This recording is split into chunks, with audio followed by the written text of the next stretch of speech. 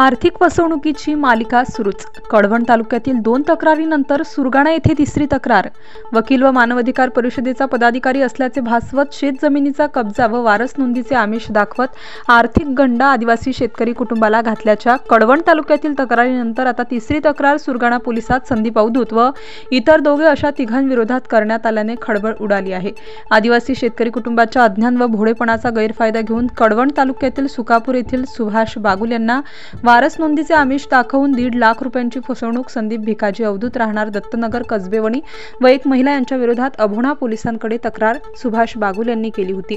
त्या पाठोपाठ वरखेडा येथील आनंदा काळू पवार यांना शेती क्षेत्राचा कब्जा घेऊन देतो असे भासवत संदीप अवधूत याने 90,000 रुपयांची फसवणूक संदीप अवधूत याने केल्याची तक्रार पवार यांनी केली होती. या दोन्ही प्रकरणाची चौकशी अभोणा पोलीस करत असताना अल्पभूधारक व मोलमजुरी करणाऱ्या सुरगाणा तालुक्यातील धोडांबे शिवारात असलेल्या शेतजमिनीला सोनूबाई गांगुर्डे यांचे नावाची नोंद करण्यासाठी वकील असल्याचे सांगून संदीप अवधूत व एक महिला व एक अज्ञात यांनी 1,20,000 रुपये घेतले व वारस नोंद केली नाही व पैसेही परत दिले नाही. वर्तमानपत्रातील बातम्यांवरून संदीप अवधूत यांनी फसवणूक केल्याचे निदर्शनास आल्याने मध्यस्थी महिला याच्याकडे विचारणा केली असता आश्वासन दिले व फोन संपर्क झाला नाही. यावरून असे लक्षात येते की संदीप अवधूत, एक महिला व एक अज्ञात पुरुष अशा तिघांनी संगनमताने कट रचून विश्वासघात व फसवणूक केल्याची तक्रार शामराव गांगुर्डे यांनी सुरगाणा पोलिसात केली आहे. संदीप अवधूत याच्या विरोधात सलग तिसरी तक्रार आल्याने खळबळ उडाली असून अभोणा व सुरगाणा पोलिसांच्या भूमिकेकडे लक्ष लागले आहे. ताई, काय नाव तुमचं? कमल शामराव गांगुर्डे. तुमच्या मिस्टरांनी सांगितल्याप्रमाणे तुमची मोठी आर्थिक फसवणूक झालेली आहे. त्या संदर्भात काय सांगाल? एवढी मोठी रक्कम तर जर समजा एखादा घेऊन जात असेल सहजासहजी, काय वाटतं तुम्हाला? काय सांगाल? कारण की आमचे छोटे छोटे मुलं आहेत, तर त्यांना आज कपडे भेटते, उद्या भेटतेही नाही. आम्ही पैसे पण आमच्याकडे नाही. त्या माणसाने येऊन आमची फसवणूक करली, आमच्याकडून पैसे घेऊन गेले. पोलीस प्रशासनाला काय विनंती कराल ताई? तर आम्ही असे बोलणार की साहेब, आमचे पैसे गेलेले परत मिळवून द्या, कारण की आम्हाला पोराला शिक्षणाला पैसे नाही, काही नाही. मग काय करायचे आम्ही पुढे? शेतीत पण काही पिकत नाही. आणि ताई, आदिवासी भागमधला म्हणजे आदिवासी भाग आहे, एकदम भोळे भाबडे लोक असतात. असं जो कोणी करत असेल तर इतरांना तुम्ही काय सांगाल? आम्ही काय त्यांना बोलू की तुम्ही पण असेच पुढे साहेबांना जाऊन बोला की ही अशी फसवणूक होत असेल तर पैसे काढण्यासाठी हे माणूस येते सारखं. असं बळी पडू नका. हा. काका, काय नाव तुमचं? हिरामन सीताराम गांगुर्डे. राहणारे खेरुडे. कुठल्या तालुक्यात येते? सुरगाणा तालुका. सुरगाणा तालुक्यात. काय प्रकार घडला तुमच्यासोबत? फसवणूक झाली. कशा संदर्भात? जमिनीच्या संदर्भात. कुठं होती ती जमीन तुमची? गोडांब्यात. गोडांब्यात शिवारात. म्हणजे कोणाची होती जमीन? आईची होती. हां, मग त्याच्यावर काय काम करायचं होतं? नाव लावायचं होतं. मग कोणाला दिलं होतं का ते काम तुम्ही? हा, दिलं होतं ना. कोणाला? संदीप अवधूत. हां, त्यांनी काय सांगितलं तुम्हाला? का मी नाव लावून देऊ बा. किती पैशांची मागणी केली? 2.5 लाख. तुम्ही त्यांना किती दिले? 21. 1,20,000. हा. आणि काम झालं का तुमचं? नाही. मग त्याला तुम्ही संपर्क केला का? नाही केला. त्यांनी तुमचं काम केलं का? नाही केलं. मग त्याला तुम्ही संपर्क केला? हा, केलता ना.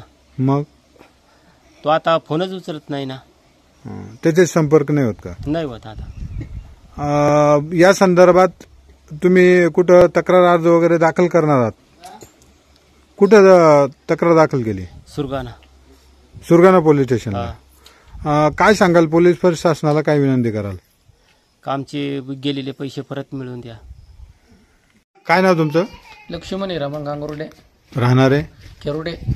काय फसवणूक झाली तुमची? काय सांगाल? जे आमचे आजोबाची जमीन होती. कुठं होती जमीन? गोडांबे गावाला होती. हां.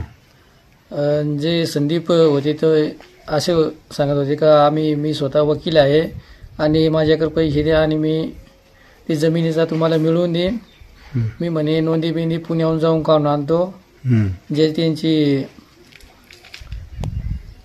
जन्माची नोंद म्हणे काढून आणतो आणि तुमचा हे जमीन मिळवून देतो म्हणे. मग पहिल्यांदा त्यांनी आम्हाकडून 50,000 रुपये घेऊन गेले ते का तुमचं काम मी पुरेपूर करतो. मग परत 2-3 महिने ते आले. मी त्यांना विचारले का आमचं काम कशा पद्धतीने झाले आहे. ते सांगत होते मी जन्माची नोंद काढून आणली. त्यांनी मला लॅपटॉपमध्ये दावली त्यांनी या असं, पण त्यांनी ते डुप्लिकेट बनवली होती. मग परत त्यांनी पैसे मागून नेले आमच्याकडून. असे 3-4 वेळेस पैसे मागून नेले. म्हणजे असे 1,20,000 रुपये आमच्याकडून त्यांनी मागून नेले. परंतु तुमच्या लक्षात कधी आलं की हे काम होत नाही, कुठेतरी फसवणूक होते, त्या संदर्भात तुम्ही त्याला संपर्क केला का? हो, संपर्क केला. असा वारंवार चाललाय. तो सतत पैसे मागत होता, पण आमचे थोडं लक्षात आले काही गोष्टी. पण वारंवार आमची फसवणूक झाल्यामुळं आम्ही परत काही त्यांनी मोबाईल स्विच ऑफ करून ठेवला. परत आम्ही वारंवार फोन करत राहिलो, पण आमचा फोन काही लागला नाही, त्यांच्या परत संपर्क झाला नाही. या संदर्भात तुम्ही काही पोलिसांकडे तक्रार दाखल केली का आर्थिक फसवणूकबाबत? आमचे जे आम्ही काम करतो, मजुरी करतो, त्याच्यात आमचा उदरनिर्वाह होत नसल्यामुळं आम्ही काही पुढे ही तक्रार केली नाही. आमची पोलीस प्रशासनाला आमची विनंती आहे की त्यांनी आमचे पैसे मिळवून द्यावे आमचे, एवढीच आमची विनंती आहे. काय नाव तुमचं? माझं नाव शामराव सीताराम गांगुर्डे. तुमच्यासोबत काय फसवणूक झाली? आमच्यासोबत म्हणजे असा एक जमिनीच्या प्रकरणामध्ये फसवणूक खूप मोठी झालेली आहे साहेब. कोणाची जमीन होती? पण जमीन म्हणजे आईच्या आजोबाची जमीन होती. ती जमीन भेटत आम्हाला आत्तापर्यंत मिळाली नाही आणि ती मिळवण्यासाठी आम्ही खूप प्रयत्न केले. मग तो बोलला की तुमची जमीन आम्ही मिळवून देतो. काय नाव त्याचं? संदीप अवधूत. कुठला राहणार काही सांगितलं तुम्हाला त्यांनी? तो राहणार काय किंवा वणी राहणार आहे असा बोलत होत. मग इथं आल्यावर त्यांनी काय सांगितलं तुम्हाला? कसं तुमचं जे आहे व्यवहार तो कसा झाला? व्यवहार झाला म्हणजे तो बोलला की तुमचे नाव लावून देण्याला खर्च येईल म्हणे, मला कागदपत्र काढायला थोडेफार म्हणजे पैसे लागतील असं बोलला होता तो. डायरेक्ट तोडावून 2.5 लाख रुपये म्हणे लागतील. त्यापैकी किती दिले तुम्ही त्याला? त्यापैकी आम्ही त्याला 1,20,000 रुपये दिले. ते कसे कसे दिले? ते टप्प्याटप्प्याने दिले. पहिला टप्पा किती? पहिला टप्पा 30,000 रुपये दिले. नंतर त्याला 20,000 रुपये दिले. परत 50,000 रुपये दिले आणि परत 20,000 रुपये दिले. असे 1,20,000. 1,20,000 रुपये. मग तुमचं काम झालं का? काम नाही झालं आमचं. मग या संदर्भात त्याला तुम्ही संपर्क केला? आम्ही भरपूर संपर्क करत होतो, पण मग त्याच्याबरोबर काय आमचा संपर्क झाला नाही.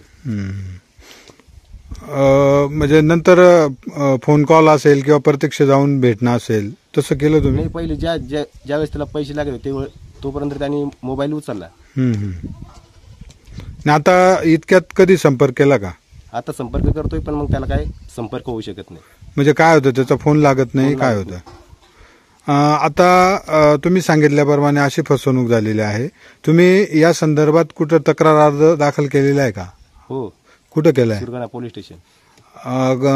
पोलीस प्रशासनाला आपण शेवटी काय विनंती कराल? त्यांना आम्ही विनंती करतो की आमची गेलेली रक्कम पैसे, कारण आमची खूप मोठी फसवणूक झालेली आहे, त्या संदर्भात तुम्ही आम्हाला तुमचं सहकार्य करून आम्हाला मदत करावी.